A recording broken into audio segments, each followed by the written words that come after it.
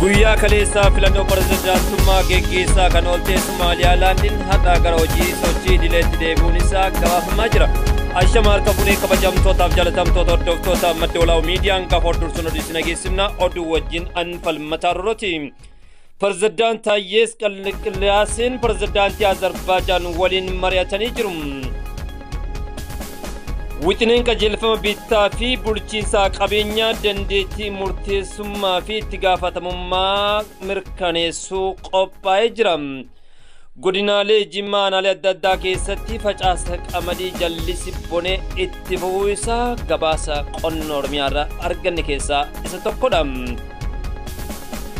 Itoophiyaan konferensii hojiilee dippiloomaasii bu'a qabeessa hojjetaa turuu isii ministeera dhimma alaa gabaasee jira.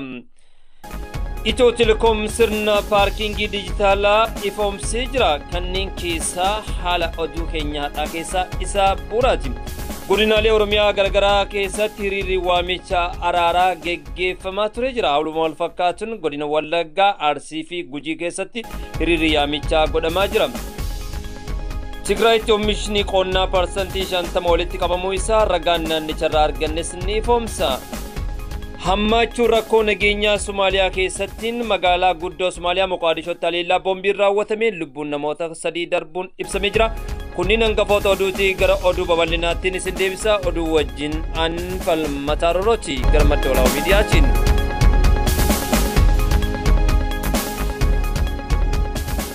Kaleessaa filannoo pirezidaantummaa geggeessaa kan oolte Somaaliyaalaandiin dhantana gara hojii sochii idileetti deebi'uun ibsamee jira. Biyyattiin guyyaa kaleessaa sochii dhaabbilee daldalaa fi kanneen akka socho'an ayyamanii fi alatti tajaajila geejjibaa cufamee ooluun isaa waan yaadatamudha. Har'a hundinuu hojii idilee eegaluun isaa eeramaa jira. Uummanni Somaaliyaalaandii bu'aa sagalee isaanii eeggataa kan jiran yoo ta'u, sagaleen uummataa laakkamaa jiraachuun ibsamee jira. Adeemsa sagalee kennuun karaa nagaan xumuramuu wal qabatee filannichi haqa qabeessa ta'uu miidiyaaleen adda addaas gabaasaa turanii jiran.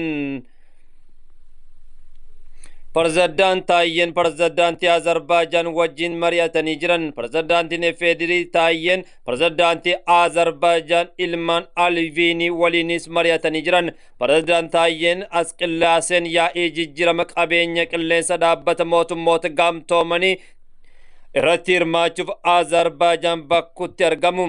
Yaa'icha cinattis pirezidaant Taayyeen pirezidaantii biyyattii waliinis marii geggeessanii jiran. Wixineen qajeelfama bittaa fi bulchiinsa qabeenyaa dandeettii murteessuu fi itti gaafatamummaa mirkaneessu qophaa'uu isaa odeessa arganneen raggaasisa. Bu'uuraan labsii bittaa fi bulchiinsa qabeenya mootummaan dhiyeenya raggeen wixinee qajeelfama dandeettii murteessuu fi itti gaafatamummaa dhaabbilee fi hooggansa mirkaneessu qophaa'uun isaa ibsamee jira. Wixineen qajeelfama bittaa fi bulchiinsa qabeenya mootummaa ilaalchisee dhaabbileen barnoota ol'aanoo waliinis mari'atamuu isaa ifoomsee jira. Waltajjii irratti ministeera mallaqaa obbo Ahmad Shideen qajeelfamni dandeettii murteessummaa fi itti gaafatama dhaabbilee fi hooggansa kan mirkaneessu ta'uu isaa akeekanii jiran. Dhaabbileen barnoota ol'aanoo bittaa kan raawwatu ta'us rakkooleen duraan kaasan akka furritti wixineen qajeelfamichaa qophaa'uu irratti dubbatanii jiran. Wixinichi sadarkaa idil addunyaa kan qabu to'annoo kan cimsuu fi giddugala tokkorra qindeessuuf kan tumsu ta'ee qophaa'uu isaas himanii jiran. Qajeelfamni akka gabbatuuf dhaabbileen barnoota ol'aanoo dammaqinaan akka irratti hirmaatanis yaamichis godhamee jira. Aanaalee godina Jimmaa adda addaa keessatti facaasa qamadii jallisii bonee itti fufee jira. Aanaalee godina Jimmaa adda addaa keessatti facaasa misoomaa qamadii jallisii boneen bara kana itti fufuun ibsamee jira. Godinicha irratti bara kana lafa hektaara 500,000 ol jallisii misoomaaf karoorfame. Guyyaa irraa aanaa Nadhii Gibee Ganda Busaatti facaasaa misooma qamadii jallisii bakka hooggantoonni biiroo qonna Oromiyaa Geetu Gammachuu fi bulchaan godina Jimmaa obbo Taajin Naasir argamanittis gaggeeffamee jira. Bara kana lafa hektaara 510 irratti qamadiin jallisii misoomsuuf hojiin facaasaa eegalamu obbo Taajin eeranii jiru. Oromiyaa bara kana lafa hektaara miliyoon 4 ol qamadiin jallisii misoomsuuf karoorfamee hojjetamaa jiraachuu hoogganaan biiroo qonna Oromiyaa obbo Geeta Gammachuu ibsanii jiran. Misooma jallisii bara kanaaf hanqinni sanyii fi xaa'oo akka hin mudanneef qophiin hundinuu xumuramuu isaas ibsanii jiran. Itoophiyaan konferensii hojiilee dippiloomaasii bu'aa qabeessa hojjechuu ministeerri dhimma alaa ifoomsee jira. Itoophiyaan kurnaa tokkoffaa darbe keessa konferensii fi yaa'iiwwan keessummeessite hojiilee dippiloomaasii bu'aa qabeessa hojjechaa turu ministeerri dhimma alaa ifoomsee jira. Dubbii himaan ministeerri dhimma alaa ambaasaadar Nabiyaat Geetaachoo dhimma waqtaawaa naannawaa fi idil addunyaa ilaalchisee miidiyaaleef ibsas laatanii jiru. Kurmana tokkoffaa darbe keessa konferensiin idil addunyaa 30 ol Finfinneetti geggeeffamus eeranii jiran. Kanneenis hojii dippiloomaasii bu'aa qabeessi hojjetamu ambaasaadar Nabiyaat eeranii jiru. Konferensii addunyaa beelarraa bilisaa dabalatee yaa'iiwwan adda addaa magaalaa Finfinnee geggeeffamu turizimii fi dippiloomaasiin hawwachuun hojii jajjabeessinitti argames jedhanii jiran. Konferensiin kunniin maqaa biyyaa ijaaruu, galii turizimii guddisuuf muuxannoo kennuu fi fudhachuu akkasumas yeroo tokko iddoo tokko mallaqa argachuuf qooda olaanaa baatee jechuudhaan eeranii jiran.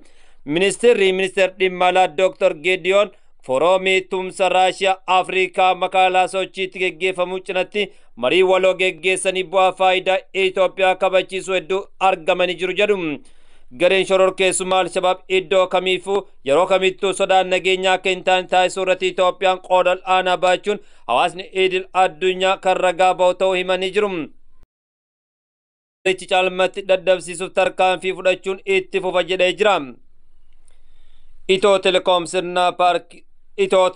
sirna paarkingii dijitaalaa ifoomsee jira. Itoo Telekoom sirna paarkingii konkolaataa dijitaalaa ifoomsuun isaatiin wal qabate teknooloojiin kunis smart parking system kan jedhu yoo ta'u magaalaa Shaggar kutaa magaalaa Malkaa naannoottis eegalchiisee jira. Sagantaa eegalchiisaa teknooloojicha irratti hojii raawwachiistuun olaantuun Itoo Telekoom Firoottaa Miruu kantiibaa bulchiinsa magaalaa Shaggar Dr. Tashooma Addunyaas argamanii jiran. Teknooloojiin konkolaachistoota bilbila isaanii gargaaramuun bakka konkolaataa isaanii dhaaban barbaaduu fi kafaltii raawwachuuf gargaara jedhamee jira. Tigraayitti oomishni qonnaa parsantii 50 walitti qabamuun isaa ifoomee jira. Naannoo Tigraay bara oomisha 2016 hanga 17 lafa hektaara 700 fi 27 misoome keessaa parsantii 50 kan ta'u walitti qabamu biiroon qonnaa fi qabeenya uumamaa bulchiinsa yeroo naannichaa ifoomsee jira. Hoogganaan aanaa biirichaa obbo Abarraa Kadnu akka ibsanitti roobni yeroo malee oomisha ga'eera manca'uuf akka hin qaqqabsiifneef oomishaalee ga'an dursanii sassaabaa jiraachuu ifoomsanii jiran. Qaamoleen garagaraa hirmaachisuunis hanga ammaatti oomishaalee qonna naannichaa oomishan parsantii 50 kan ta'an walitti qabamuu kaasanii hojiileen oomishaalee roobaa yeroo malee jalaa walitti qabamuun cimee itti fufuu ifoomsanii jiran.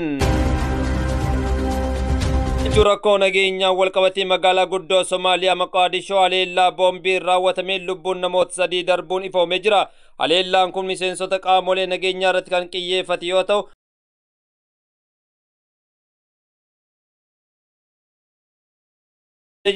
namoonni 3 ammoo miidhaa qaamaa fi saaxilamuun eeramee jira. Haleellaa raawwateef Al-Shabaab itti gaafatamummaa fudhachuu himuu isaa ifoomsee jira. Godinaalee Oromiyaa garagaraatti hiriirri waamicha araaraa geggeeffamaa jira.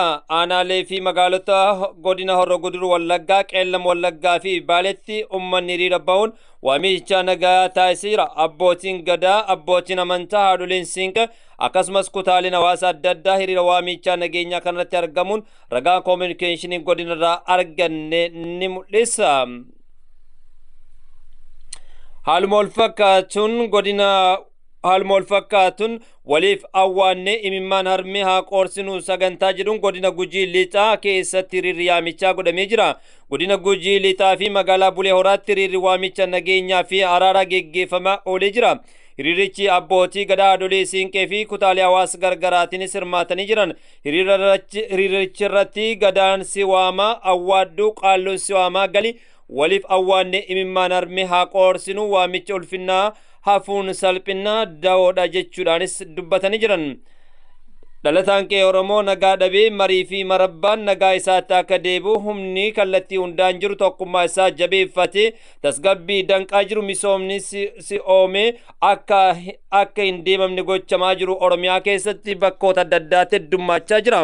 Kanaaf nageenya buufannee Oromoo fi Oromiyaadhaaf diina walirraa qolachuudhaan saba guddaa kana saba guddaa kana waaroo kaleessaatti deebisuun maqaa Oromoo fi Oromiyaa wajjinaa tiikfannu jechuudhaan golollee Oromiyaa adda addaa keessatti hiriirri godhamee jira. Hiriira godhame kanaafis abbootiin amantaa, haadholeen siinqee, abbootiin gadaa kallattiilee adda addaatiin irratti hirmaatanii jiran.